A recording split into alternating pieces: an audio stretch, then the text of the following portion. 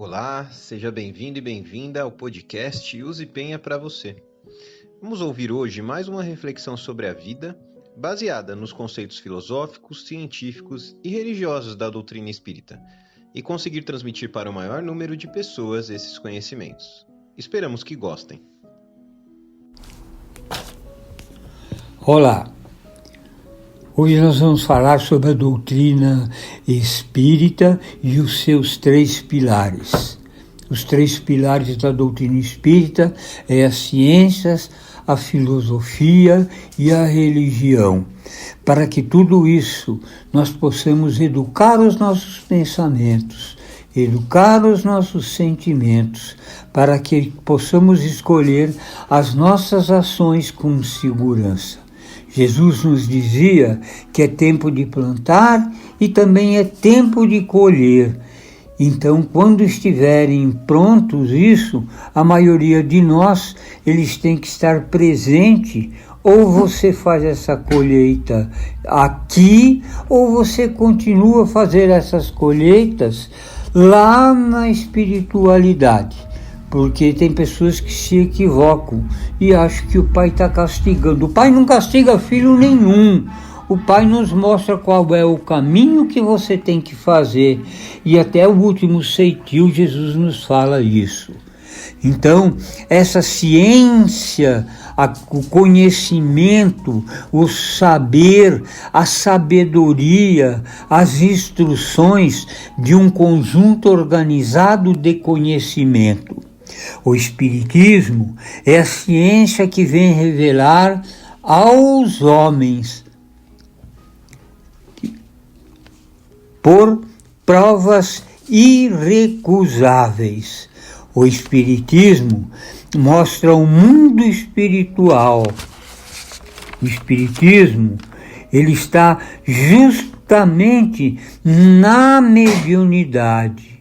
E vamos encontrar muito isso nos livros dos médiuns, tudo isso, as suas teorias do aprendizado. A ciência psíquica, a psicologia e as ciências psíquica, ela é importantíssima para a gente ter um entendimento desses pilares. Com as questões de comportamento mental e social. Vamos pular agora para a filosofia. Filosofia, ele é o estudo que se caracteriza pela intenção de ampliação inseparadas. Também a razão, o conhecimento, a consciência, a reflexão, ele é um fundamento, uma lei, tá? E nós temos que buscar isso, né, sistematicamente da verdade, esse conjunto de estudos que nos trazem conhecimento. Filosofia é a ciência matemática espírita segundo o Espírito de Emmanuel. A filosofia espírita também se encontra no Livro dos Espíritos. Essa filosofia e esse Livro dos Espíritos que nos traz a ciência para estudar direitinho.